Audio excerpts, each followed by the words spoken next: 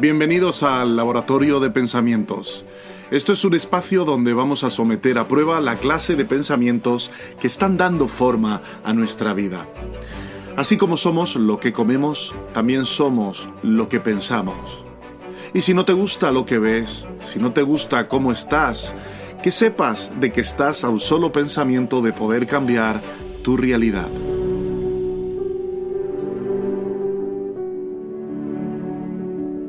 Soy Carlos Fumero y te voy a acompañar en este programa de Laboratorio de Pensamientos.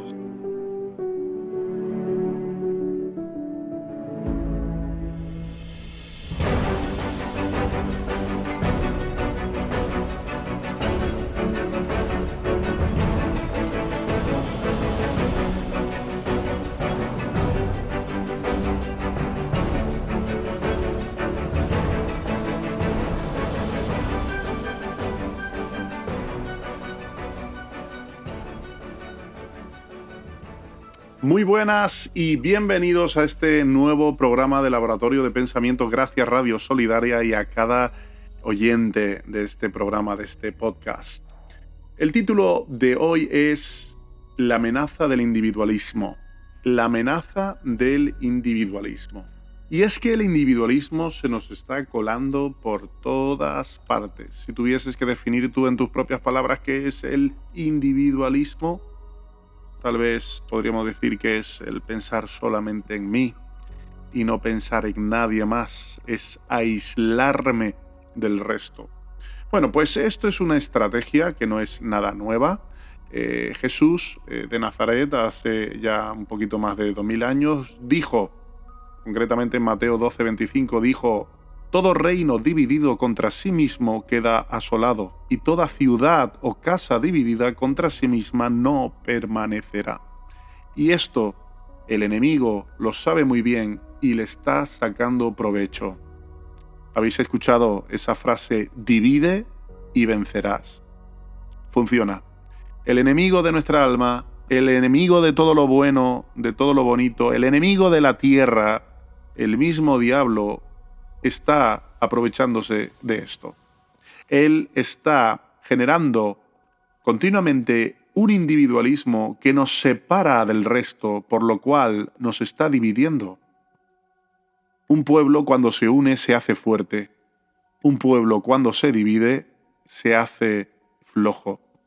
Fijaos, hasta el mismo Dios, cuando el hombre estaba queriendo construir la Torre de Babel y se unieron con un propósito de poder llegar hasta los cielos, Dios lo que hizo fue dividirlos por medio de las diferentes lenguas. Ya no podían trabajar unidos. Ya empezaron de forma agrupada según sus lenguas, a separarse, a dividirse. Bueno, pues esto del individualismo es algo que tenemos que afrontar, tenemos que atacar y tenemos que contrarrestar su influencia.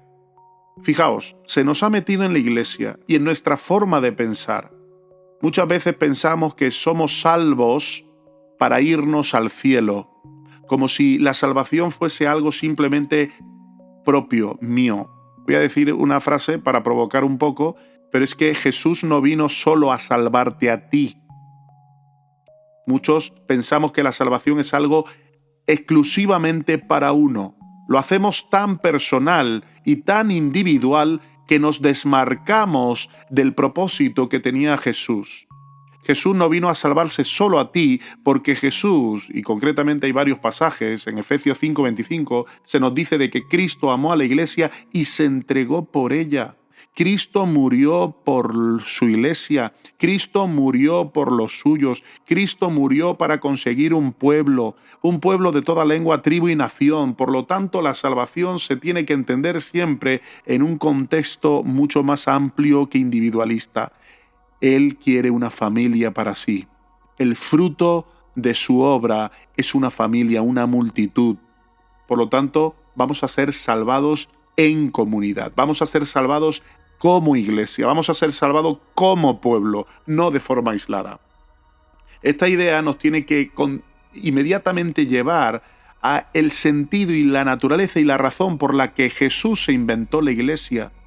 La iglesia son los llamados afuera. Es una comunidad de personas que han sido llamadas para seguir a Jesús y para representarlo aquí en la tierra. Esta frase me encanta y es, Dios no tiene una misión para la iglesia. Dios tiene una iglesia para su misión.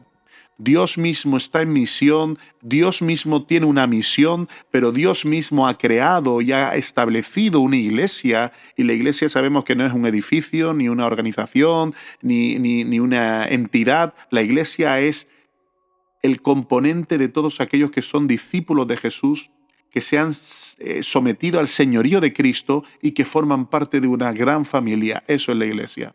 Los que han sido llamados de afuera con un propósito, infiltrarse en todos los tejidos de la sociedad para poder orientar el corazón de las personas hacia el reino de Dios.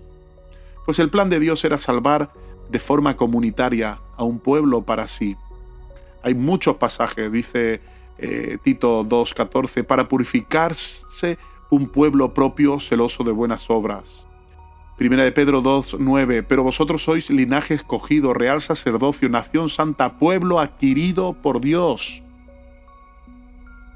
Porque por medio de Él, los unos y los otros tenemos entrada por un mismo Espíritu al Padre, así que ya no sois extranjeros ni advenedizos, sino conciudadanos de los santos y miembros de la familia de Dios. Bueno, ahora ya para aterrizarlo todavía más de forma práctica, la manera en la que podemos hoy luchar contra el individualismo es también con la teología de los unos a los otros. En el Nuevo Testamento aparecen más de 56 veces los unos a los otros. Se nos invita a amarnos los unos a los otros, a soportarnos con paciencia los unos a los otros, a perdonarnos los pecados los unos a los otros, a exhortarnos los unos a los otros, a confesar nuestros pecados los unos a los otros, a orar los unos por los otros, a servir con amor a los unos a los otros. Un montón de pasajes. Y esto nos está recordando que el propósito y la forma en la que Jesús quiere formar su carácter en nosotros no es de forma individualista, es practicando con otros, es en comunidad.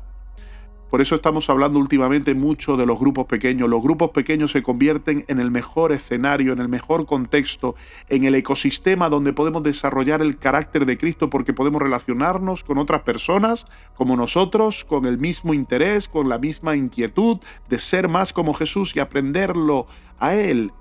Y en ese contexto podemos practicar lo que es amarnos, lo que es soportarnos.